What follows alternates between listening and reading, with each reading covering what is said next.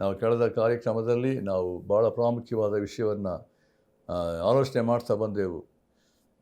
ದೇವರು ಇಷ್ಟಪಡುವಂಥ ಸಂಗತಿ, ಪೇತ್ರನು ತನ್ನ ಪಾತ್ರಕ್ಕೆ ಕೊನೆಯ ಭಾಗದಲ್ಲಿ ಹೇಳಬೇಕಾದ ಸಂಗತಿ ಏನಂತ ಹೇಳಿದ್ರೆ, ನಾವು ಹೇಗೆ ಕ್ರಿಸ್ತ ನಂಬಿಕೆಯಲ್ಲಿ ದೃಢವಾಗಿ ನಿಲ್ಲಬೇಕು, ಅಧರ್ಮಿಗಳ ಭ್ರಾಂತಿಗೆ ಸಿಕ್ಕಿಕೊಳ್ಳಬಾರ್ದು, ಅದು ಕ್ರಿಸ್ತ ನಂಬಿಕೆಯಲ್ಲಿ ಭ್ರಷ್ಟರಾಗಕೂಡದು ಎಂಬ ರೀತಿಯಲ್ಲಿ ಎಚ್ಚರಿಕೆ. ಅಂದರೆ ಸುಳ್ಳು ಬೋಧಕರಿಂದ, ಲೋಕ ಸಂಗತಿಗಳಿಂದ, ಸೈತಾನ ಆಲೋಚನೆ ಕಾರ್ಯಗಳಿಂದ ನಾವು ಏನಂದರೆ ಪ್ರತ್ಯೇಕವಾಗಿ ನಾವು ದೇವರ ಭಯದಿಂದ ಕೂಡಿದವರಾಗಿ ಹೇಗೆ ನಾವು ನಮ್ಮನ್ನು ಕರ್ತನ ಭಯದಲ್ಲಿ ಕಾಪಾಡಿಕೊಂಡು ಜೀವಿಸಬೇಕು, ಎಚ್ಚರಿಕೆಯಿಂದ ಜೀವಿಸಬೇಕು ಎಂಬುದಾಗಿ ನಾವು ಆಲೋಚನೆ ಮಾಡ್ತಾ ಬಂದೆವು. ಈ ದಿವಸ ನಾವು ಕೊನೆಯ ವಾಕ್ಯಕ್ಕೆ ಬರ್ತೇವೆ. ಪೇತ್ರನ ಕೊನೆಯ ಪತ್ರಿಕೆಯ ಒಂದು ಕೊನೆಯ ವಾಕ್ಯ, ಅಲ್ಲಿ 2 ಪೇತ್ರ 3ನೇ ಅಧ್ಯಾಯ 18ನೇ ವಚನ ಕೊನೆಯ ಭಾಗದಲ್ಲಿ ಹೇಳುವಂಥ ಭಾಳ ಪ್ರಾಮುಖ್ಯವಾದ ವಿಷಯವನ್ನು ಇಲ್ಲಿ ಪೇತ್ರ ನಮಗೆ ತಿಳಿಯಪಡಿಸಿದ್ದಾನೆ. ಸತ್ಯವೇದಿರುವುದಾದರೆ ದಯಮಾಡಿ ನೋಡಬೇಕೆಂಬುದಾಗಿ ನಿಮ್ಮನ್ನು ಪ್ರೀತಿಯಿಂದ ಕೇಳಿಕೊಳ್ತೇನೆ.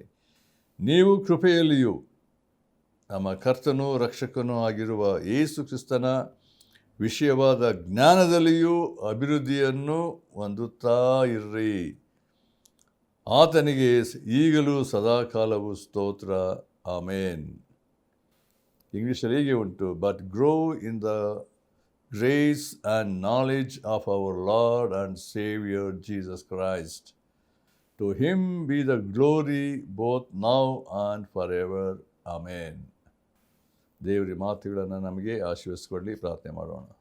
ನಮ್ಮ ಪ್ರೀತಿಯುಳ್ಳ ತಂದೆಯಾದ ದೇವರೇ, ನಾವು ಪೇತ್ರನ ಪತ್ರಿಕೆಯನ್ನು ಇಷ್ಟು ಸಮಯ ನಾವು ಇದುವರೆಗೂ ಧ್ಯಾನ ಮಾಡ್ತಾ ಬಂದೆವು. ಈ ಕೊನೆಯ ವಾಕ್ಯವನ್ನು ಪೇತ್ರನ ತಿಳಿಸುವಂಥ ಒಂದು ಸಂಗತಿ, ಪೇತ್ರನ ಬಯಕೆ, ದೇವರ ಮಕ್ಕಳು ಹೇಗಿರಬೇಕು, ಹೇಗೆ ಜೀವಿಸಬೇಕು, ಸಭೆ ವಿಷಯದಲ್ಲಿ ಆತ ತಿಳಿಸಿರುವಂಥ ಸಂಗತಿಗಳನ್ನು, ಅಮೂಲ್ಯ ಸಂಗತಿಗಳನ್ನು ತಿಳಿಸಿರುವಾಗ ದೇವರೇ ಸಮಯದ ಧ್ಯಾನ ಮಾಡುವಾಗ ನಮ್ಮ ಆತ್ಮೀಯ ಕಣ್ಣುಗಳನ್ನು ತೆರೆಯ ಮಾಡಪ್ಪ.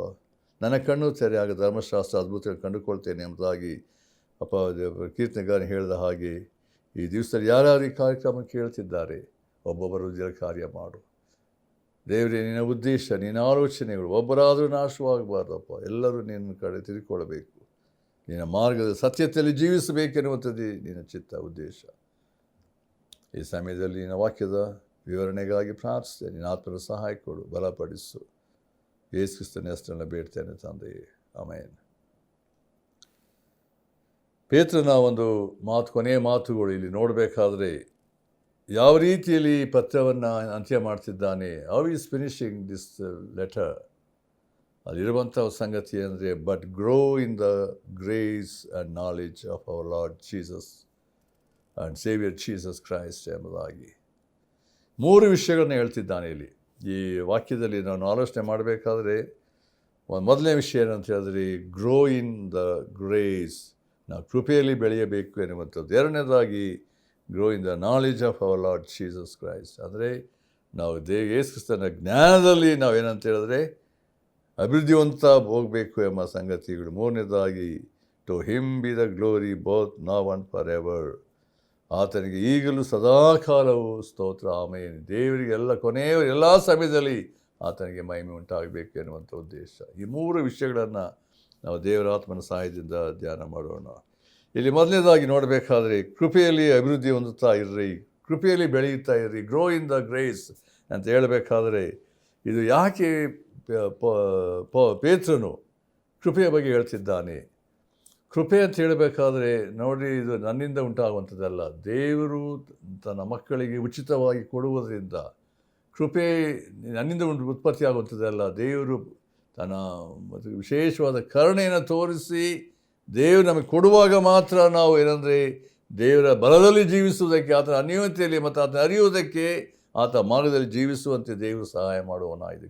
ಕೃಪೆಯ ಮೇಲೆ ಕೃಪೆ ಕೊಡುವಂಥ ದೇವರು ಎಂಬುದಾಗಿ ನಾವಿರುವಂಥದ್ದು ನೋಡಿ. ಒಂದು ಪ್ರಲಾಪ 3:22 ನೋಡುವಾಗ ನಾವು ಉಳಿದಿರುವ ಯೆಹೋವನ ಕರುಣೆ, ಕೃಪೆ ಎಂಬುದಾಗಿ ನೋಡ್ತೇವೆ. ಆತನ ಕೃಪಾಸನ್ನತೆಗಳು ಎಂದಿಗೂ ಬಿದ್ದು ಹೋಗುವುದಿಲ್ಲ, ದಿನೇ ದಿನೇ ಹೊಸದಾಗಿ ಒದಗಿ ಬರ್ತದೆ.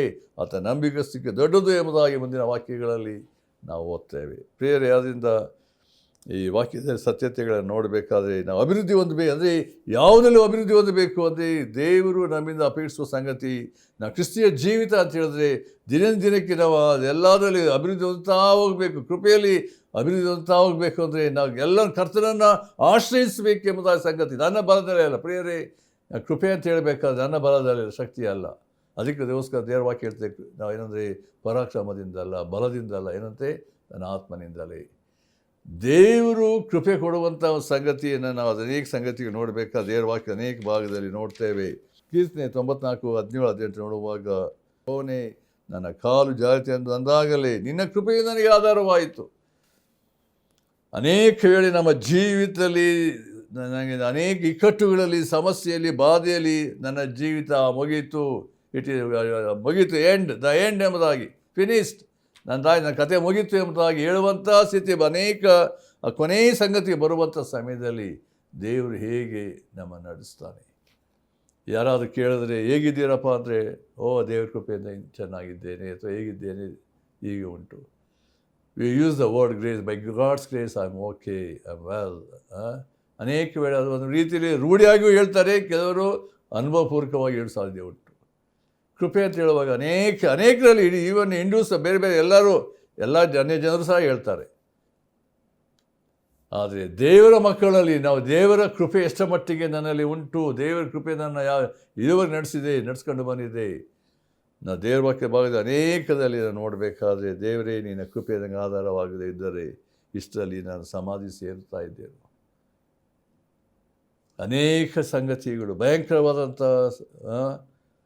ಹೋರಾಟದಲ್ಲಿ ಬಿರುಗಾಳಿಯ ಹೊಡೆತಕ್ಕೆ ಬಿಸಿಕೊಂಡಾಗ ನನ್ನ ಕಥೆ ಮುಗಿತು ಎಂಬುದಾಗಿ ಹೇಳುವಾಗ, ದೇವರೇ ನಿನ್ನ ಕೃಪೆ ನನಗೆ ಆಧಾರ. ಅಂದರೆ ದೇವರು ನನ್ನ ಯೋಗ್ಯತೆಯಿಂದಲ್ಲ, ನನ್ನ ಸಂಗತಿಗಳನ್ನಲ್ಲ, ದೇವರ ಕರುಣೆ ಸಂಗತಿ ನನ್ನ ಮೇಲೆ, ದೇವರ ಪ್ರೀತಿ ಕರುಣಿಸುವಾಗ, ಆ ಕೃಪೆ ನನಗೆ ಬರುವಾಗ, ಎಂಥ ದುರಾವಸ್ಥೆಯಲ್ಲಿದ್ದರೂ ಕೂಡ ದೇವರ ಮನೆಯಂತೆ ಮೇಲೆ ಕೆತ್ತಾನೆ.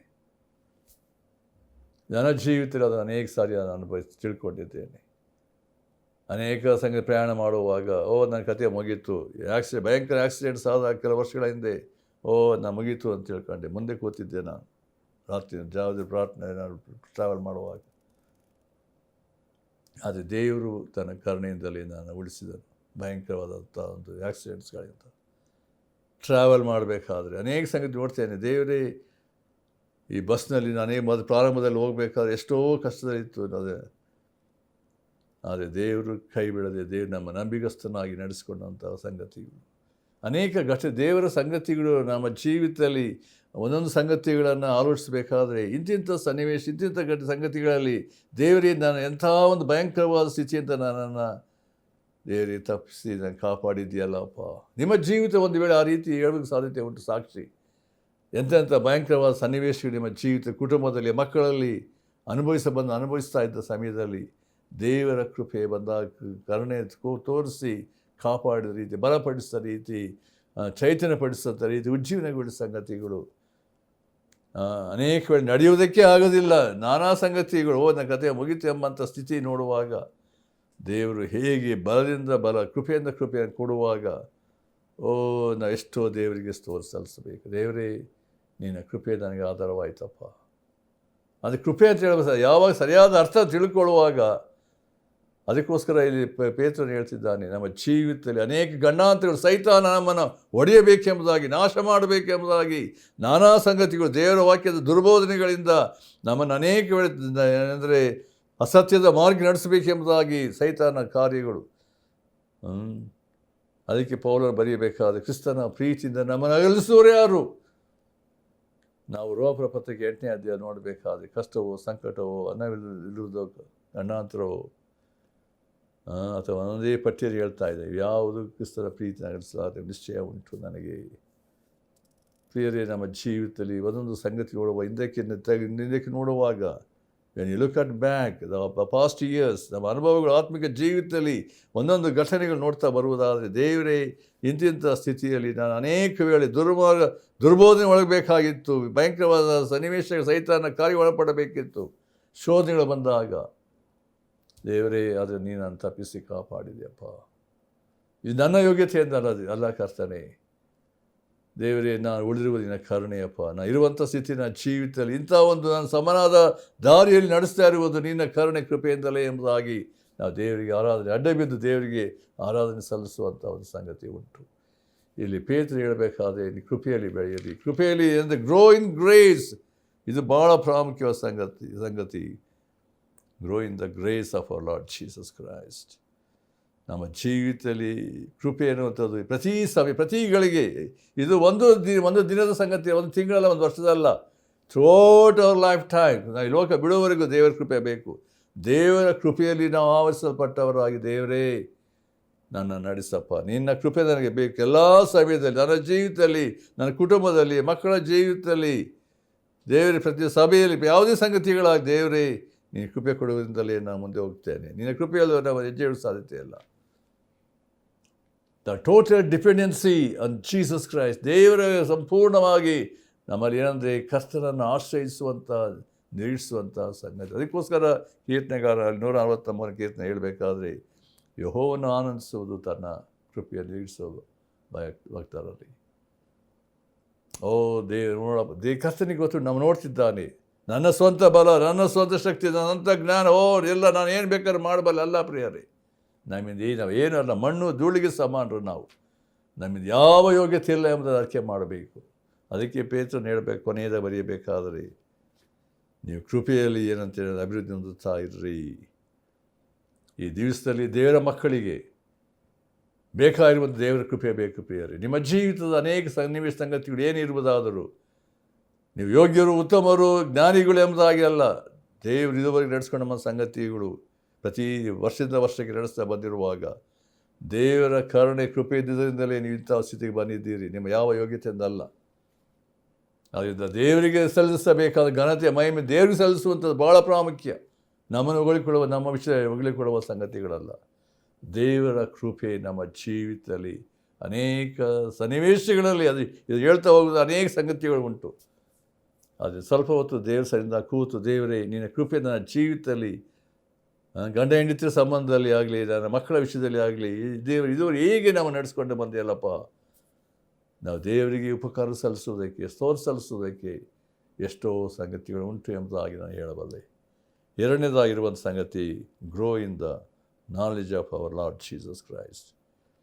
ಅಲ್ಲಿರುವಂಥ ಸತ್ಯ ಏನಂತ ಹೇಳಿದ್ರೆ, ನಮ್ಮ ಜೀವಿತದಲ್ಲಿ ಏನಂತ ಹೇಳಿದ್ರೆ, ನಾವು ದೇವರ ಜ್ಞಾನದಲ್ಲಿ ಅಭಿವೃದ್ಧಿ ಹೊಂದುತ್ತಾ ಹೋಗಬೇಕೆಂಬಂಥ ಒಂದು ಸಂಗತಿಗಳು. ದೇವರ ಜ್ಞಾನ ಭಾಳ ಪ್ರಾಮುಖ್ಯ ಪ್ರಿಯರೇ. ನಾವು ದೇವರಿಗೆ ತಕ್ಕಾಗಿ ಜೀವಿಸಬೇಕಾದ್ರೆ, ದೇವರಿಗೆ ತಕ್ಕಾಗಿ ನಡ್ಕೊಳ್ಳಬೇಕಾದ್ರೆ, ದೇವರನ್ನು ಮಯಪಡಿಸಬೇಕಾದ್ರೆ ವಾಟ್ ಈಸ್ ಮೋಸ್ಟ್ ಇಂಪಾರ್ಟೆಂಟ್? ದೇವರ ಜ್ಞಾನ. ಒಡಂಬಡಿಕೆ ನೋಡಬೇಕಾದ್ರೆ ವಚನದಲ್ಲಿ, ನನ್ನ ಜನರು ಜ್ಞಾನವಿಲ್ಲದೆ ಹಾಳಾಗಿದ್ದಾರೆ. ನಡೆಯಬೇಕಾದ ರೀತಿ, ದೇವರ ಮೆಚ್ಚಿಸಬೇಕಾದ ರೀತಿ ತಿಳಿಯದೆ ಹೋದಾಗ ಅವರು ಅನೇಕ ದಾರಿ ತಪ್ಪಿದಂಥ ಒಂದು ಸಂಗತಿಗಳು. ದೇವರು ಪದೇ ಪದೇ ಎಚ್ಚರಿಸಿದಾಗ್ಯೂ, ದೇವರ ವಾಕ್ಯದ ಧರ್ಮೋಪದೇಶ ತಿಳಿಸಿದಾಗ್ಯೂ ದೇವರ ಆಜ್ಞೆಗೆ ಒಳಪಡದೆ ಮಂಡರು ಅವಿಧೇಯರಾಗಿ ತಿರುಗಿ ಬಿದ್ದಂಥ ಸಂಗತಿಗಳು ಎಂಬುದಾಗಿ ದೇವರ ವಾಕ್ಯ ಹೇಳ್ತದೆ. ನನ್ನ ಲೆಕ್ಕ ದೇಶದ ಮರೆತಿದ್ದಾರೆ ಎಂಬುದಾಗಿ ದೇವರ ವಾಕ್ಯ ಹೇಳ್ತದೆ ಇಸ್ರಾಯೇಲರ ಬಗ್ಗೆ. ಪ್ರಿಯರೇ, ಈ ದಿವಸದಲ್ಲಿ ನಾವು ಕೊನೆಯ ದಿನಗಳಲ್ಲಿದ್ದೇವೆ. ನಾವು ಕರ್ತನ ಬರುವಿಕೆಗೆ ಹತ್ತಿರವಾಗಿ ಸಿದ್ಧಪಡಿಸಿಕೊಳ್ಳಬೇಕಾದ ರೀತಿಯಲ್ಲಿ ಪೇತ್ರನು ಕೊನೆಯದಾಗಿ ಹೇಳಬೇಕಾದ್ರೆ, ಎಲ್ಲ ಸಂಗತಿಯನ್ನು ಗಮನಿಸಿ ದೇವರ ಮಕ್ಕಳು ಸಭೆ ಈ ದಿವಸದಲ್ಲಿ ಯಾವುದರಲ್ಲಿ ಹೆಚ್ಚಾಗಿ ಗ್ರಹಿಸಿಕೊಳ್ಳಬೇಕಾಗಿದೆ ಅಂದರೆ ದೇವರ ಜ್ಞಾನದಲ್ಲಿ ನಾವು ಬೆಳೆಯಬೇಕು. ಯೇಸು ಕ್ರಿಸ್ತನೇ ನಮಗೆ ಜ್ಞಾನವಾಗಿದ್ದಾನೆ ಪ್ರಿಯರೇ. ಅನೇಕ ವೇಳೆ ನಾವು ದೇವರ ಜ್ಞಾನ ತಿಳ್ಕೊಳ್ಬೇಕು, ಅದು ಅನೇಕ ಥಿಯಾಲಜಿಗೆ ಅದು ಓದಬೇಕು, ಸೆಮಿನರಿಗೆ ಹೋಗಬೇಕು, ನಾನೇ ಸಂಗತಿಗಳು. ದೇವರ ಜ್ಞಾನ ಇರುವಂಥ ಸಂಗತಿ ಪ್ರಿಯರೇ, ಇರುವಂಥ ಒಂದು ಫೌಂಡೇಶನ್ ಅಂತ ಹೇಳಿದ್ರೆ ಯೆಹೋವನ ಭಯವೇ ಜ್ಞಾನಕ್ಕೆ ಮೂಲ ಎಂಬುದಾಗಿ ನೋಡ್ತೇವೆ. ನಮ್ಮಲ್ಲಿ ಎಷ್ಟರ ಮಟ್ಟಿಗೆ ದೇವರ ಕಡೆಗೆ ಭಯ ಇರ್ತದೋ ಪ್ರಿಯರೇ, ದೇವರ ಭಯ ನಮ್ಮನ್ನು ದೇವರ ಜ್ಞಾನಕ್ಕೆ, ದೇವರ ಆಶೀರ್ವಾದಕ್ಕೆ, ದೇವರ ಸಮಾಧಾನದಲ್ಲಿ ನೆಲೆಸುವಂತೆ ಮಾಡುವಂಥದ್ದಾಗಿದೆ. ಯಾವಾಗ ನನ್ನಲ್ಲಿ ದೇವರ ಭಯ ಇರುವುದಿಲ್ಲವೋ ದೇವರ ಜ್ಞಾನದಲ್ಲಿ ಬೆಳೆಯುವ ಸಾಧ್ಯತೆ ಇಲ್ಲ ಪ್ರಿಯರೇ. ದೇವರಿಗೆ ಸಲ್ಲಬೇಕಾದ ಘನತೆ, ಆತ ಸಲ್ಲಬೇಕಾದಂಥ ಆರಾಧನೆ, ಭಯಭಕ್ತಿಯುಳ್ಳವರಾಗಿ, ಅದಕ್ಕೋಸ್ಕರ ಇಬ್ರಿಯ ಪತ್ರಿಕೆಯಲ್ಲಿ ನಾವು ಪ್ರತ್ಯೇಕವಾಗಿ ಅಲ್ಲಿ ಇಬ್ರಿಯ ಗ್ರಂಥಕರ್ತ ಪದೇ ಪದೇ ತಿಳಿಸುವಾಗ ಒಂದು ಸಂಗತಿಯನ್ನು ನಾವು ನೋಡ್ತೇವೆ. ಅಲ್ಲಿ ಇರುವಂಥ ಸಂಗತಿಗಳನ್ನು ನಾವು 12ನೇ ಅಧ್ಯಾಯದಲ್ಲಿ ನಾವು ಅದು ನೋಡಬೇಕಾದ್ರೆ ಹೀಗೆ ಉಂಟು. ಏನಂತ ಹೇಳಿದ್ರೆ, ಕೊನೆಯ ಭಾಗದಲ್ಲಿ 28ನೇ ವಚನ, ಆದ ಕಾರಣ ಯಾರೂ ಕದಲಿಸಲಾರದ ರಾಜ್ಯವನ್ನು ಹೊಂದುವರಾದ ನಾವು ಕೃತಜ್ಞತೆಯುಳ್ಳವರಾಗಿದ್ದು ಆತನಿಗೆ ಸಮರ್ಪಕವಾದ ಆರಾಧನೆಯನ್ನು ಭಕ್ತಿಯಿಂದಲೂ ಭಯದಿಂದಲೂ ಮಾಡೋಣ. ಯಾಕೆಂದರೆ ನಮ್ಮ ದೇವರು ದಹಿಸುವ ಅಗ್ನಿಯಾಗಿದ್ದಾನೆ. ಒಬ್ಬನಿಗೆ ದೇವರ ಬಗ್ಗೆ ಇರುವಂಥ ಜ್ಞಾನ ತಿಳುವಳಿಕೆ ಇಲ್ಲದೆ ಹೋದರೆ ದೇವರನ್ನು ಆರಾಧಿಸುವುದಕ್ಕೆ, ದೇವರಿಗೆ ತಕ್ಕಾಗಿ ಜೀವಿಸುವುದಕ್ಕೆ ಸಾಧ್ಯ ಇಲ್ಲ. ಅದಕ್ಕೆ ಮೊದಲನೇದಾಗಿ ಹೇಳಿದ್ವಿ, ಪೇತ್ರರು ಹೇಳಬೇಕಾದ್ರೆ ನಮಗೆ ದೇವರ ಜ್ಞಾನ, ದೇವರ ಭಯದಿಂದ ಉಂಟಾಗುವಾಗ ನಾವು ಈ ಲೋಕದಲ್ಲಿ ನಾವು ನಡ್ಕೊಳ್ಳಬೇಕಾದ ರೀತಿ, ನನ್ನ ಮಾತಿನಲ್ಲಿ, ನನ್ನ ಆಲೋಚನೆಯಲ್ಲಿ, ಕಾರ್ಯದಲ್ಲಿ, ನಡತೆಯಲ್ಲಿ, ಎಲ್ಲದರಲ್ಲಿ ಏನಂತ ಹೇಳಿದ್ರೆ god controls my whole being. ಅದರಿಂದ ಯಾವಾಗ ದೇವರ ಒಂದು ಕೃಪಾಸನತೆಯಲ್ಲಿ, ದೇವರ ಸಂಸರ್ಗದಲ್ಲಿ, ದೇವರ ಪ್ರಸನ್ನತೆಯಲ್ಲಿ ಆವರಿಸಲ್ಪಟ್ಟು ನಾನು ಜೀವಿಸುವಾಗ ದೇವರ ಜ್ಞಾನದಲ್ಲಿ ಬೆಳೆಯುವುದಕ್ಕೆ ಸಾಧ್ಯತೆ ಉಂಟು ಎಂಬುದಾಗಿ ನೋಡ್ತೇವೆ. ಈ ದಿವಸದಲ್ಲಿ ಲೋಕದ ಸಂಗತಿ ನೋಡುವಾಗ ಲೋಕ ಜನರು ಅನೇಕರಲ್ಲಿ ಜ್ಞಾನವಂತರು, ಜ್ಞಾನಿಗಳು ಬೇರೆ ಬೇರೆ ವಿಷಯದಲ್ಲಿ ಅವರು ಎಷ್ಟರ ಮಟ್ಟಿಗೆ ತಮ್ಮ ಜ್ಞಾನ ಎಷ್ಟರ ಮಟ್ಟಿಗೆ ಉಂಟು ಎಂಬುದನ್ನು ತೋರಿಸ್ಕೊಳ್ಳುವಂಥ ಸ್ಥಿತಿಯನ್ನು ನಾವು ನೋಡ್ತೇವೆ. ಲೋಕದ ವಿಷಯದಲ್ಲಿ ಅಲ್ಲ ಪ್ರಿಯರೇ, ನಾನು ಎಷ್ಟರ ಮಟ್ಟಿಗೆ ದೇವರ ಜ್ಞಾನದಲ್ಲಿ ಬೆಳೆದಿದ್ದೇನೆ, ಎಷ್ಟರ ಮಟ್ಟಿಗೆ ಕರ್ತನನ್ನು ತಿಳಿದಿದ್ದೇನೆ, ಅರ್ತಿದ್ದೇನೆ, ಇದು ನಮಗೆ ಭಾಳ ಪ್ರಾಮುಖ್ಯವಾಗಿ ತಿಳ್ಕೊಳ್ಬೇಕಾದ ಸಂಗತಿಗಳು. ಇಲ್ಲಿ ಪೇತ್ರನು ಹೇಳಬೇಕಾದ್ರೆ ದೇವರ ಜ್ಞಾನದಲ್ಲಿ ಅಭಿವೃದ್ಧಿ ಹೊಂದುತ್ತಾ ಬನ್ನಿರಿ ಅಂತ ಹೇಳಬೇಕಾದ್ರೆ ಎಷ್ಟರ ಮಟ್ಟಿಗೆ ಈ ದಿವಸದಲ್ಲಿ ದೇವರ ಜ್ಞಾನ ನಮ್ಮಲ್ಲಿ ಉಂಟು. ಎಫೆಸ ಪತ್ರಿಕೆ 1:17 ನಾನು ಅದನ್ನು ನೋಡಬೇಕಾದ್ರೆ ಅಲ್ಲಿ ನಮ್ಮ ಕರ್ತನಾದ ಯೇಸು ಕ್ರಿಸ್ತನ ದೇವರು ಪ್ರಭಾವ ಸ್ವರೂಪನಾದ ತಂದೆಯೂ ಆಗಿರುವ ಆತನು ತನ್ನ ವಿಷಯವಾಗಿ ತಿಳುವಳಿಕೆಯನ್ನು ಕೊಟ್ಟು ಇದುವರೆಗೆ ಗುಪ್ತವಾಗಿದ್ದ ಸತ್ಯಾರ್ಥಗಳನ್ನು ತಿಳ್ಕೊಳ್ಳುವ ಜ್ಞಾನವುಳ್ಳ ಆತ್ಮವನ್ನು ನಿಮಗೆ ದಯಪಾಲಿಸಬೇಕೆಂದು ಪ್ರಾರ್ಥಿಸುತ್ತೇನೆ. ನೋಡ್ರಿ, ಇಲ್ಲಿ ಪೌಲನ ಒಂದು ಯಥಾರ್ಥವಾದ ಪ್ರಾರ್ಥನೆ ಎಫೆಸ ಸಭೆಗೆ ಏನಂತ ಹೇಳಿದ್ರೆ, ತನ್ನ ವಿಷಯವಾಗಿ ಏನಂತೆ ತಿಳುವಳಿಕೆಯನ್ನು ಕೊಟ್ಟು ಇದುವರೆಗೆ ಗುಪ್ತವಾಗಿದ್ದ ಸತ್ಯಾರ್ಥಗಳನ್ನು ತಿಳ್ಕೊಳ್ಳುವ ಜ್ಞಾನವುಳ್ಳ ಆತ್ಮವನ್ನು ಕೊಡಬೇಕೆಂಬುದಾಗಿ ನಾನು ಬೇಡಿಕೊಳ್ತೇನೆ. 18ನೇ ವಚನ, ಆತನು ನಿಮ್ಮ ಮನೋನೇತ್ರಗಳನ್ನು ಬೆಳಗಿಸಿ ಆತನಿಂದ ಕರೆಸಿಕೊಂಡವರು ನಿರೀಕ್ಷಿಸುವ ಪದವಿ ಎಂತೆಂಬುದನ್ನು, ದೇವಜನರೆಂಬ ಆತನ ಸ್ವಾಸ್ಥ್ಯದ ಮಹಿಮಾತಿಶಯವು ಎಂತೆಂಬುದನ್ನು ನಂಬುವರಾದ ನಮ್ಮಲ್ಲಿ ಆತನ ಸಾಧಿಸುವ ಪರಾಕ್ರಮವು ಎಷ್ಟು ಅತಿಶಯವಾದ ಎಂಬುದನ್ನು ನೀವು ತಿಳಿದುಕೊಳ್ಳುವಂತೆ ಅನುಗ್ರಹಿಸಿ. ನೋಡ್ರಿ, ಪ್ರತಿ ಸಂಗತಿಯನ್ನು ಏನು ಹೇಳಿ ಪ್ರಾರ್ಥಿಸಬೇಕಾದರೆ ದೇವರೇ ಜ್ಞಾನವುಳ್ಳ ಆತ್ಮವನ್ನು ನಮಗೆ ಅನುಗ್ರಹಿಸು ಎಂಬುದಾಗಿ ನಾವು ಅದೇ ಎಫೆಸ ಪತ್ರಿಕೆ 3:18 ನಾವು ನೋಡಬೇಕಾದ್ರೆ ಅಲ್ಲಿ ಮಾತು ಒಂದು ಉಂಟು. ಏನಂದರೆ, ನೀವು ದೇವರ ಪ್ರೀತಿಯಲ್ಲಿ ನೆಲೆಗೊಂಡು ನಿಂತು ಅದರ ಉದ್ದ ಅಗಲ ಎತ್ತರ ಎಷ್ಟೆಂಬುದನ್ನು ದೇವಜನರಿಗೆ ಗ್ರಹಿಸಲು ಜ್ಞಾನಕ್ಕೆ ಮೀರುವ ಕ್ರಿಸ್ತನ ಪ್ರೀತಿಯನ್ನು ತಿಳ್ಕೊಳ್ಳಲು ಪೂರ್ಣ ಶಕ್ತರಾಗಿದ್ದು ದೇವರ ಸಂಪೂರ್ಣತೆಯ ಮಟ್ಟಿಗೂ ಪರಿಪೂರ್ಣವರಾಗುವ ಹಾಗೆ ನಿಮಗೆ ದಯಪಾಲಿಸಲಿ ಎಂದು ಆತನನ್ನು ಬೇಡಿಕೊಳ್ಳುತ್ತೆ. ನೋಡಿರಿ, ಇಲ್ಲಿ ಪೌಲನ ಪ್ರಾರ್ಥನೆ ಈ ಎಫೆಸ ಸಭೆಗೆ ಎಂಥ ಒಂದು ವಿಶೇಷವಾಗಿ ಆತ ಬೇಡ್ತಿದ್ದ. ಅಂದರೆ ಯಾವುದರಲ್ಲಿ ಅವರು ಬೆಳೆಯಬೇಕು, ಯಾವುದರಲ್ಲಿ ಅಭಿವೃದ್ಧಿ ಹೊಂದಬೇಕು ಎನ್ನುವಂಥದ್ದೇ ಅಲ್ಲಿ ವಿಶೇಷ ಸಂಗತಿ. ದೇವರ ಪ್ರೀತಿ ಅಷ್ಟೇ ಅಲ್ಲ, ಅದು ಏನು ಹೇಳ್ತಿದ್ದಾನೆ ಅಲ್ಲಿ, ದೇವಜನರಿಗೆ ಗ್ರಹಿಸಲು ಜ್ಞಾನಕ್ಕೆ ಮೀರುವ ಕ್ರಿಸ್ತನ ಪ್ರೀತಿಯನ್ನು ಅವ್ರು ತಿಳ್ಕೊಳ್ಳುವಂತೆ ದೇವರಿಗೆ ಅನುಗ್ರಹಿಸು ಎಂಬುದಾಗಿ. ಆದ್ದರಿಂದ ಈ ಎಲ್ಲ ಸಂಗತಿಗಳನ್ನು ನೋಡಬೇಕಾದರೆ ನಾವು ಎಷ್ಟು ಮಟ್ಟಿಗೆ ದೇವರ ಜ್ಞಾನದಲ್ಲಿ ಫಿಲಿಪ್ಪಿ 3:10 ನೋಡಬೇಕಾದ್ರೂ ಕೂಡ ಆತನು ಹೇಳಬೇಕಾದ್ರೆ ಒಂದು ಮಾತನ್ನು ನಾನು ಹೇಳ್ತೇನೆ. 10ನೇ ವರ್ಷ ನಮ್ಗೆ ಗೊತ್ತಿರುವಂಥ ವಾಕ್ಯ ಅಂದರೆ, ಆತನ ಪುನರುತ್ಥಾನದ ಶಕ್ತಿಯನ್ನು, ಆತನ ಬಾಧೆಗಳಲ್ಲಿ ಪಾಲುಗಾರನ ಇರುವ ಪದವಿಯನ್ನು ತಿಳ್ಕೊಂಡು ಆತನ ಮರಣದ ವಿಷಯದಲ್ಲಿ ಆತನಿಗೆ ಸ್ವರೂಪನಾಗಬೇಕೆಂಬುದೇ ನನ್ನ ಕುತೂಹಲವಾಗಿದೆ. ದೇವರ ಜ್ಞಾನ ತಿಳುವಳಿಕೆ ಯಾವುದರಲ್ಲಿ ನಾವು ತುಂಬಬೇಕು ಅಂದರೆ ಯೇಸು ಕ್ರಿಸ್ತನ ಆತನ ಅರಿಯುವುದರಲ್ಲಿ, ಆತನ ಪುನರುತ್ಥಾನ ಶಕ್ತಿ ಬೆಳೆಯುವುದರಲ್ಲಿ ನಾನು ಆತನಿಗೆ ಸರಿಸಮನಾಗಬೇಕು, ಆತ ಅನ್ಯೋನ್ಯತೆ ಇರಬೇಕೆಂಬ ಸಂಗತಿಯನ್ನು ಅಲ್ಲಿ ತಿಳಿಯಪಡಿಸಿದ್ದಾನೆ. ನಾವು ಪ್ರತಿ ಒಂದು ಸಂಗತಿಗಳನ್ನು ನಾವು ಆಲೋಚನೆ ಮಾಡಿ ದೇವರ ಪ್ರತಿ ಪೌಲ ಬರೆದ ಪತ್ರಿಕೆಯನ್ನು ಆಲೋಚನೆ ಮಾಡಬೇಕಾದರೆ ಕೊಲೊಸ್ಸೆ 1:9 ಹೀಗೆ ಪ್ರಾರ್ಥನೆ ಮಾಡ್ತಿದ್ದಾನೆ, ನೀವು ಸಕಲ ಆತ್ಮೀಯ ಜ್ಞಾನವನ್ನು ಗ್ರಹಿಕೆಯನ್ನು ಹೊಂದಿ ಕರ್ತನ ಚಿತ್ತದ ವಿಷಯವಾದ ತಿಳುವಳಿಕೆಯನ್ನು ತುಂಬಿಕೊಂಡು ಆತನಿಗೆ ಯೋಗ್ಯರಾಗಿ ನಡೆಯಬೇಕು ಎಂಬುದಾಗಿ. ಅದು ನೋಡ್ತಾ ಓದಬೇಕಾದ್ರೆ ಅವನು ಏನು ಹೇಳ್ತಿದ್ದಾನೆ, ಯೋಗ್ಯರಾಗಿ ನಡೆದು ಎಲ್ಲ ವಿಧದಲ್ಲಿ ಆತನ ಸಂತೋಷಪಡಿಸುವವರಾಗಿ ಇರಬೇಕೆಂತಲೂ ನೀವು ಸಕಲ ಸತ್ಕಾರ್ಯವೆಂಬ ಫಲವನ್ನು ಕೊಡುತ್ತಾ ದೇವ ಜ್ಞಾನದಿಂದ ಅಭಿವೃದ್ಧಿ ಆಗ್ತಿರಬೇಕೆಂಬುದಾಗಿ ಆತ ಹೇಳ್ತಿದ್ದಾನೆ. ಇಡೀ 9-12 ಒಂದೇ ಪ್ರಾರ್ಥನೆ ಅದು. ದೇವರ ಜ್ಞಾನದಲ್ಲಿ ನೀವು ಬೆಳೀತಾ ಇರಬೇಕು, ಅಭಿವೃದ್ಧಿ ಹೊಂದ್ತಾ ಇರಬೇಕೆಂಬುದೇ ನನ್ನ ಪ್ರಾರ್ಥನೆ ಎಂಬುದಾಗಿ ಆತನು ಹೇಳ್ತಿದ್ದಾನೆ. ಇದು ಈ ದಿನಗಳಲ್ಲಿ ಪ್ರಿಯರೇ ನಮ್ಮ ಪ್ರಾರ್ಥನೆ ಕೂಡ ದೇವರ ಮಕ್ಕಳ ವಿಷಯದಲ್ಲಿ ಪ್ರಾರ್ಥಿಸಬೇಕಾದರೆ, ದೇವರೇ ಪ್ರತಿಯೊಬ್ಬರು ನನ್ನ ಕುಟುಂಬದ ವಿಷಯದಲ್ಲಿ, ನಮ್ಮ ಮಕ್ಕಳ ವಿಷಯದಲ್ಲಿ, ಯಾರೇ ಆಗಿರ್ಬೋದು, ಏನು ದೇವರೇ ನಿನ್ನ ಜ್ಞಾನದಲ್ಲಿ ದಿನೇ ದಿನೇ ಅಭಿವೃದ್ಧಿ ಹೊಂದುತ್ತಾ ಬರುವಂತೆ ದೇವರೇ ನಡೆಸಿ. ಇದು ನಮ್ಮ ಪ್ರಾರ್ಥನೆ ಆಗಿರಬೇಕು. ಇಲ್ಲಿ ಪೌಲನು ಪೇತ್ರನು ಅವರು ಮಾಡಿದಂಥ ಪ್ರಾರ್ಥನೆ, ಅವರು ಹೇಳಿದಂತೆ ಸಂಗತಿಗಳು ನೋಡಬೇಕಾದರೆ, ಹೇಗೆ ನಾವು ಜೀವಿಸಬೇಕು ಎಂಬುದಾಗಿ ಹೇಳಬೇಕಾದರೆ ಎಂಥ ಒಂದು ವಿಶೇಷವಾದಂಥ ಸಂಗತಿಯಲ್ಲಿ ಹೇಳಲ್ಪಟ್ಟಿದೆ ಎಂಬುದಾಗಿ ನಾವು ನೋಡ್ತೇವೆ. ನಾವು 1 ಕೊರಿಂಥ 1:30 ಇರುವಂಥ ಸಂಗತಿ ಏನಂದರೆ, ದೇವರ ಜ್ಞಾನದ ಬಗ್ಗೆ ನಾನು ಆಲೋಚನೆ ಮಾಡಬೇಕಾದ್ರೆ ಅಲ್ಲಿರುವಂಥ ಸಂಗತಿಯಲ್ಲಿ ಪೌಲನು ಏನು ಹೇಳ್ತಿದ್ದಾನೆ ಗಮನಿಸಲಿ. 1:30 ಹೀಗೆ ಉಂಟು, ಏನಂದರೆ, ನೀವು ಕ್ರಿಸ್ತ ಯೇಸುವಿನಲ್ಲಿ ಇರುವುದು ಆತನಿಂದಲೇ. ಕ್ರಿಸ್ತ ಯೇಸು ನಮಗೆ ದೇವರ ಕಡೆಯಿಂದ ಜ್ಞಾನವು, ನೀತಿ, ಶುದ್ಧೀಕರಣ, ವಿಮೋಚನೆಗಳಿಗೆ ಕಾರಣನೂ ಆದನು. ಅಂದರೆ ನಾವು ಅನೇಕ ವೇಳೆ ದೇವರೇ ನನಗೆ ಜ್ಞಾನ ಬೇಕು, ನಿನ್ನ ಕೃಪೆ ಬೇಕು, ಅನೇಕರು ಹೇಳ್ತೇವೆ.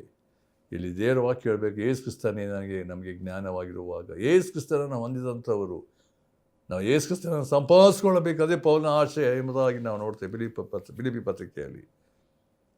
ಕರ್ತನು ನಮ್ಮನ್ನು ಆ ರೀತಿಯಲ್ಲಿ ವಾಕ್ಯದ ಸತ್ಯತೆಯಲ್ಲಿ ನಮ್ಮನ್ನು ನೆಲೆಗೊಳಿಸಿ ನಾವು ಕರ್ತನಲ್ಲಿ ಜ್ಞಾನದಲ್ಲಿ ಬೆಳೆಯುತ್ತಾ ಬರುವಾಗ ನಾವೇನೆಂದರೆ, ಎಷ್ಟರ ಮಟ್ಟಿಗೆ ನಾವು ಈ ಲೋಕದಲ್ಲಿ ತಕ್ಕಾಗಿ ಕರ್ತನನ್ನು ಘನಪಡಿಸಿ ಕರ್ತನ ಚಿತ್ತವನ್ನು ಮಾಡಿ ಪೂರೈಸುವುದಕ್ಕೆ ದೇವರು ನಮ್ಮನ್ನು ಬಲಪಡಿಸ್ತಾನೆ. ದೇವರ ಜ್ಞಾನ ಏನು ಮಾಡ್ತದೆ, ನಮ್ಮನ್ನು ದೇವರಿಗೆ ತಕ್ಕಾಗಿ ನಡ್ಕೊಳ್ಳುವಂತೆ, ದೇವರ ಮಯಪಡಿಸುವಂತೆ, ದೇವರನ್ನು ಆರಾಧಿಸುವಂತೆ ಮತ್ತು ಸಾಕ್ಷಿ ಕೊಡುವಂತೆ ಮತ್ತು ಅನೇಕರ ಪ್ರೇರೇಪಿಸುವಂತೆ, ಪ್ರೋತ್ಸಾಹಿಸುವಂತೆ ಮಾಡುವಂಥದ್ದಾಗಿದೆ. ಯಾವಾಗ ಜ್ಞಾನ ಇಲ್ಲವೋ ಸೋಮಾರಿಗಳಾಗಿರ್ತೇವೆ. ಅಷ್ಟೇ ಅಲ್ಲ, ಜ್ಞಾನ ಇಲ್ಲದೆ ಹೋದರೆ ಅನೇಕ ವೇಳೆ ತಪ್ಪಾದ ರೀತಿಯಲ್ಲಿ ನಡ್ಕೊಳ್ತೇವೆ. ಆದ್ದರಿಂದ ಈ ದಿವಸದಲ್ಲಿ ಪ್ರಾಮುಖ್ಯವಾಗಿ ಬೇಕಾಗಿರುವಂಥ, ದೇವರೇ ನಿನ್ನ ಜ್ಞಾನ ನನಗೆ ಅನುಗ್ರಹಿಸು. ಅದರಿಂದ ದೇವರ ಸನ್ನಿಧಾನವನ್ನು ಬೇಡಿಕೊಳ್ಳುವಾಗ ದೇವರ ವಾಕ್ಯದ ಜ್ಞಾನದಲ್ಲಿ ಬೆಳೆಯುತ್ತಾ ಬರುವಂಥ ದೇವರಾತ್ಮ ನಮ್ಗೆ ಕೊಟ್ಟಿರೋ ಉದ್ದೇಶ, ದೇವರಾತ್ಮ ನಮ್ಮನ್ನು ಆ ರೀತಿಯಲ್ಲಿ ನಡೆಸುವವನಾಗಿದ್ದಾನೆ. ಕೊನೆಯದಾಗಿ 3ನೇದಾಗಿರುವಂಥದ್ದು, ಆತನಿಗೆ ಈಗಲೂ ಯಾವಾಗಲೂ ಏನಂದರೆ ಸದಾಕಾಲವು ಸ್ತೋತ್ರ, ಆಮೇನ್. ಅದು ಕರ್ತನಿಗೆ ಯಾವಾಗಲೂ ಘನತೆ, ಆರಾಧನೆ ಆತನಿಗೆ ಮಾತ್ರ ಸಲ್ಲಬೇಕಂಥದ್ದಾಗಿರಬೇಕು ಎಂಬುದಾಗಿ ನಾವು ನೋಡ್ತೇವೆ. ಅಲ್ಲಿರುವಂಥ ಸಂಗತಿ ಏನಂತ ಹೇಳಿ ನೋಡ್ರಿ, ಅಲ್ಲಿರುವಂಥದ್ದು ಏನಂದರೆ, to him be the glory both now and for ever. ಮಹಿಮೆ, ದೇವರಿಗೆ ಮಹಿಮೆ ಮಾತ್ರ ಸಲ್ಲುವಂಥದ್ದು. ಅದಕ್ಕೋಸ್ಕರ ಪೇತ್ರನು ಕೊನೆಯದಾಗಿ ಹೇಳುವಂಥ ಸಂಗತಿ, ಆತನಿಗೆ ಯೇಸು ಕ್ರಿಸ್ತನಿಗೆ ಈಗಲೂ ಸದಾಕಾಲ ಏನಾಗಿರ್ಬೇಕಂತೆ, ಮಹಿಮೆ ಘನತೆ ಉಂಟಾಗಬೇಕು. ಅದನ್ನು ನಾನು ತೆಗೆದುಕೊಳ್ಕೂಡ್ದು, ನಾನು ಅದು ಹೊಂದಬಾರ್ದು. ಅದನ್ನು ದೇವರೇ ನಾನು ಇದುವರೆಗೆ ನಡೆಸಿದ್ದಿ. ಎಲ್ಲ ಕಾಲದಲ್ಲಿ ನಾವು ನೋಡುವ ದೇವರ ಕರುಣೆ, ಕೃಪೆ, ಪ್ರೀತಿ ಎಷ್ಟು ವಿಶೇಷವಾಗಿ ರಕ್ಷಿಸಿ ನಮ್ಮ ನಡೆಸ್ತಾ ಬಂದಿರುವ ದೇವರೇ, ನನ್ನನ್ನು ಕೈ ಬಿಡದೆ ನಡೆಸುವಂಥ ದೇವರು ಕೊನೆಯವರೆಗೂ ಆತ ನಮ್ಮ ನಡೆಸುವ ಆತನಾಗಿದ್ದಾನೆ. ಆದ್ದರಿಂದ ಯಾವಾಗ ನಮ್ಮ ಪೂರ್ಣ ಭರವಸೆ, ನಿರೀಕ್ಷೆ, ನಂಬಿಕೆ ಕರ್ತನ ಮೇಲೆ ಆತ್ಕೊಳ್ಳುವಾಗ ಕರ್ತನ ನಮ್ಮ ಏನು ಮಾಡ್ತಾನೆ, ಬಲಪಡಿಸಿ ಸ್ಥಿರಪಡಿಸಿ ನಮ್ಮ ನಡೆಸುವಂಥವನಾಗಿದ್ದಾನೆ. ಅದರಿಂದ ನಮ್ಮ ಜೀವಿತದಲ್ಲಿ ನಮ್ಮನ್ನು ಕರ್ತನಿಗೆ ಸಂಪೂರ್ಣ ಕರ್ತನಿಗೋ ನೀನು ಕೈ ಸಮರ್ಪಿಸ್ಕೊಳ್ತೇನೆ, ನಿನ್ನ ಮಹಿಮೆಗಾಗಿ ನಡೆಸು. ಪೇತ್ರನ 2 ಪತ್ರಿಕೆಯನ್ನು ಧ್ಯಾನ ಮಾಡಿದ್ದೇವೆ. 1 ಪೇತ್ರ 2 ಕೊನೆಯದಾಗಿ ಇದನ್ನು ಆಲೋಚನೆ ಮಾಡಬೇಕಾದರೆ, ಪ್ರಿಯರೇ, ಈ ಮಾತುಗಳು ನಿಮಗೆ, ಈ ವಾಕ್ಯಗಳು ಹೆಚ್ಚಿನ ರೀತಿಯಲ್ಲಿ ಪ್ರಯೋಜನವಾಗಿದೆ ಎಂಬುದಾಗಿ ನಂಬ್ತೇನೆ. ಇದು ತಿರುಗಿ ನೀವು ಸಮಯ ಮಾಡಿಕೊಂಡು 1 ಪೇತ್ರ 2 ಪೇತ್ರ ಓದಿ ಧ್ಯಾನ ಮಾಡಿ ಇದರಿರುವ ಸತ್ಯಗಳನ್ನು ಗಮನಿಸಿ ಕರ್ತನಿಗೆ ತಕ್ಕ ಹಾಗೆ ಜೀವಿಸೋಣ. ಕರ್ತನ ಬದುಕಿಗೆ ಅದನ್ನು ಸಿದ್ಧಪಡಿಸಿಕೊಳ್ಳೋಣ. ಈ ಸ್ವಲ್ಪ ಸಮಯದಲ್ಲಿ ಕೆಲವು ಮಾತುಗಳನ್ನು ಮಾತ್ರ ನಾವು ಆಲೋಚನೆ ಮಾಡಿದ್ದೇವೆ. ಇದನ್ನು ಮರೆಯದೆ ಈ ಓದಿದಂಥ ವಾಕ್ಯಗಳು, ಧ್ಯಾನ ಮಾಡಿದಂಥ ವಾಕ್ಯಗಳಲ್ಲಿ ನಾವು ದೇವರ ಕೃಪೆಯಲ್ಲಿ, ದೇವರ ಜ್ಞಾನದಲ್ಲಿ ದಿನೇ ದಿನೇ ಬೆಳೆಯುತ್ತಾ ಕರ್ತನಿಗೆ ಮಾತ್ರ ಮಹಿಮೆ ತರುವಂಥ ರೀತಿಯಲ್ಲಿ ಜೀವಿಸುವಂತೆ ದೇವರ ಮೇಲೆಲ್ಲ ಬಲಪಡಿಸಿ ನಡೆಸಲಿ. ಆಮೇಲೆ ನಮ್ಮ ಪ್ರೀತಿಯುಳ್ಳ ತಂದೆಯಾದ ದೇವರೇ, ನಿನ್ನ ಮಹಾಕರುಣೆ ಕೃಪೆಯಿಂದಲೇ ನಾವು 1 ಪೇತ್ರ 2 ಪೇತ್ರ ಪತ್ರಿಕೆಯನ್ನು ಓದಿ ಧ್ಯಾನಿಸುವಂತೆ ಕರ್ತನೆ ಕೊಟ್ಟಂಥ ಕೃಪೆಗಾಗಿ ಸ್ತೋತ್ರ. ಈ ಸಮಯದಲ್ಲಿ ವಾಕ್ಯವನ್ನು ಓದಿ ಧ್ಯಾನಿಸಿರುವಾಗ ನಿನ್ನ ಕೃಪೆಯಲ್ಲಿ, ನಿನ್ನ ಜ್ಞಾನದಲ್ಲಿ ಅಭಿವೃದ್ಧಿ ಹೊಂದುತ್ತಾ ಬರಬೇಕೆಂಬುದಾಗಿ ಪೇತ್ರನು ಕೊನೆಯದಾಗಿ ಹೇಳಿರುವಂಥ ಮಾತುಗಳಿಗೆ ಯಾರು ಮಾತುಗಳನ್ನು ಕೇಳಿದ್ದಾರೆ ಒಬ್ಬರು ಹೃದಯದಲ್ಲಿ ಕಾರ್ಯ ಸಾಧಿಸಿ ನಿನ್ನ ಕೃಪೆಯಲ್ಲಿ, ನಿನ್ನ ಜ್ಞಾನದಲ್ಲಿ ಬೆಳೆಯುವಂತೆ ಮಾಡು ಮತ್ತು ನಿನಗೆ ಮಾತ್ರ ಮಹಿಮೆ ಘನತೆ ಸಲ್ಲಿಸುವಂತೆ ಕೃಪೆ ಮಾಡಪ್ಪ. ನೀನೊಬ್ಬನೇ ಘನತೆ, ಮಹಿಮೆ, ಆರಾಧನೆ ಹೊಂದೋದಕ್ಕೆ ಯೋಗ್ಯನಾಗಿದೆಯಪ್ಪ. ನಾವೆಲ್ಲವನ್ನು ಪಾದಕ್ಕೆ ಅರ್ಪಿಸಿ ಕರ್ತನೆ ನಿನ್ನ ಕೊಂಡಾಡ್ತೇವೆ, ನಿನ್ನ ಆರಾಧಿಸ್ತೇವೆ, ನಿನ್ನ ಸ್ತುತಿಸ್ತೇವೆ. ನೀವು ಮಾಡಿದೆಲ್ಲ ಮೇಲುಗಾಗಿ ಸ್ತೋತ್ರ. ಯೇಸು ಕ್ರಿಸ್ತನ ಹೆಸರಿನಲ್ಲಿ ಬೇಡ್ತೇವೆ ತಂದೆಯೇ, ಆಮೇನ್. ಅಡವಿಯ ಮರಗಳ ನಡುವಿನಲ್ಲಿ ಒಂದು ಸೇಬಿನ ಮರದಂತೆಯೇ, ವಿಶುದ್ಧರ ಮಧ್ಯದಲ್ಲಿ ನೋಡುವೆನು ಅತಿ ಶ್ರೇಷ್ಠನ ಯೇಸುವನು. ವಿಶುದ್ಧರ ಮಧ್ಯದಲ್ಲಿ ನೋಡುವೆನು ಅತಿ ಶ್ರೇಷ್ಠನ ಯೇಸುವನು. ಹಾಡುವೆ ನನ್ನ ಪ್ರಿಯನ ಜೀವಮಾನದಲ್ಲಿ ಇವರು ಯಾತ್ರೆಯೋ, ಪ್ರೀತಿಯಿಂದ ಹಾಡುವೆನು, ಪ್ರೀತಿಯಿಂದ ಹಾಡುವೆನು.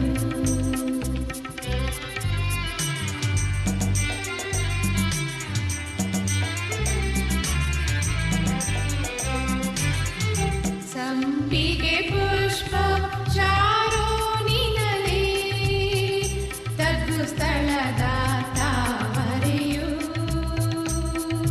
ವಿಶುದ್ಧರುಳಂತೆ ಪರಿಶುದ್ಧನು, ಮಹಾ